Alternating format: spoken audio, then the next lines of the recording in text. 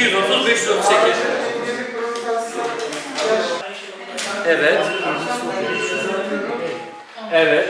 Başvuru da alınmıştır. Toplam kişi sayısı kaç kişi arıyor? Yok. Yok, tarihimizi söyler misiniz? Telefon numarasını söyler misiniz?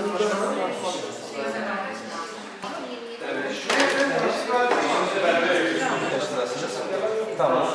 Fırat Mahallesi'nde oturuyorsunuz. Telefon numarası alabilir miyim? 85.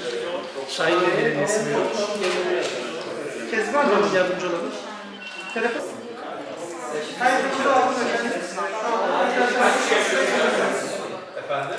En yakın sürede.